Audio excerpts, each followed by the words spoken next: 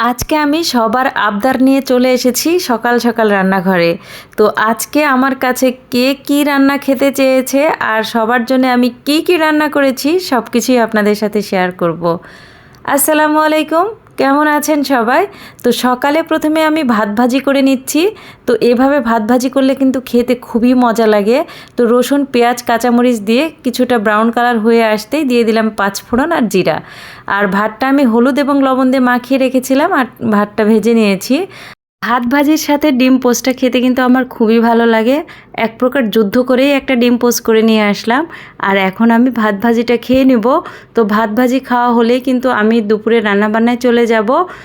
আমার পরিবারের সবাই আমার কাছে আজকে কে কী খেতে চেয়েছে সব কিছুই আপনাদের সাথে শেয়ার করব। তো সব কিছু কেটে বেছে নিয়ে আমি চলে এসেছি এখন রান্নাঘরে। তো আমার ছোট বেবি খেতে চেয়েছে নবাবী সেমাই, যার কারণে আমি সেমাইয়ের জন্য দুধ বসিয়ে দিয়েছি। আর আরেক চুলায় আমি বসিয়ে দিচ্ছি গরুর মাংস।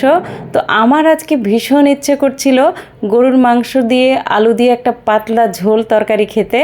তো আমি গরুর মাংসটা বসিয়ে দিচ্ছি। এটা ছিল আমার আবদার আর এটা ছিল আমার ছোট বেবির আবদার। তো নবাবী সেমাই রান্না করার জন্য অবশ্যই তো ক্রিম দিতে হবে। তো আমি ট্রপিক্যালের ক্রিমটা নিয়েছি। গরুর দুধটা একটু ঘন হয়ে আসলে আমি ট্রপিক্যালের ক্রিমটা দিয়ে দিলাম। আর এটা দিব আমার বেবিকে সন্ধ্যার নাস্তায়, যার কারণে আমি এখন থেকেই প্রস্তুতিটা নিয়ে নিয়েছি। তো এই তো সেমাইয়ের জন্য দুধ রান্না হচ্ছে। আর আরেকদিকে আমার বড় বেবি খেতে চেয়েছে চাল কুমড়া পাতার বড়া। তো এই বড়াটা খেতে কিন্তু খুবই মজার হয়।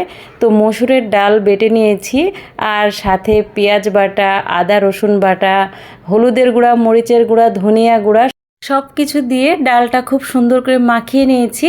আর এবার আমি প্রত্যেকটা পাতায় এভাবে লাগিয়ে নিচ্ছি।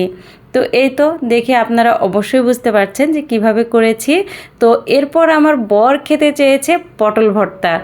ওকে আমি একদিন পটল ভর্তা বানিয়ে খাইয়েছিলাম, এরপর থেকে রোজ বায়না করে এইভাবেই পটল ভর্তাটা বানিয়ে খাওয়াতে। তো পটল আর রসুন দিয়ে আমি সুন্দর করে লবণ আর হলুদ দিয়ে ভেজে নিয়েছি। শুকনো মরিচ তো ভেজে নেওয়াই আছে। আর পটলগুলো ভাজা ভাজা হওয়ার মুহূর্তেই কিন্তু কিছুটা কালো জিরা দিয়ে নিয়েছিলাম আর পরে পাটায় বেটে নিয়েছি। তো অবশ্যই একদিন এই পটল ভর্তার রেসিপি আপনাদের দিব।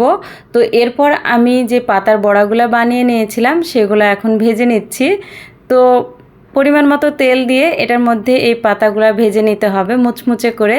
এটা খেতে কিন্তু খুবই মজার হয়। তো আপনারা একবার হলেও ট্রাই করবেন, ভীষণ মজার এই চাল কুমড়ার পাতার বড়া। তো আমার বড় বেবির খুবই পছন্দ, যার কারণে আমি বানিয়েছিলাম। আর এদিকে কিন্তু বাহিরে ঝুম বৃষ্টি হচ্ছে। আর বৃষ্টির মধ্যে এ ধরনের খাবার কিন্তু খেতে খুবই মজা লাগে। এই তো আমার পটলের ভর্তা কিন্তু বেটে নেওয়া হয়ে গেছে। তো কালারটা দেখে নিশ্চয়ই বুঝতে পারছেন কতটা মজার হয়েছে।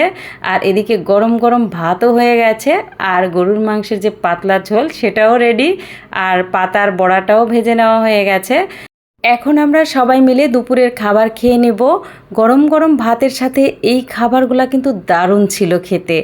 আজকে আমি মোটামুটি সবার আবদারে এই রান্নাগুলো কমপ্লিট করেছি আর এই খাবারগুলো কিন্তু দারুণ ছিল। তো এখন হচ্ছে সন্ধ্যাবেলা। তো আমি দুধটা জ্বালিয়ে রেখেছিলাম। এখন আমি শুধু সেমাইটা ভেজে নিলাম আর একটা পাত্রে সেট করে নিচ্ছি। অনেক দিন বাদে কিন্তু আমি এই নবাবী সেমাইটা রান্না করলাম আর অনেক দিন পর সবাই অনেক মজা করে খেয়েছি। ভীষণ মজার হয়েছিল আজকের এই নবাবী সেমাইটা। তো যারা খাননি একবার হলেও ট্রাই করবেন, খুবই মজার হয়। তো সবাই ভালো থাকবেন, সুস্থ থাকবেন। আল্লাহ হাফেজ।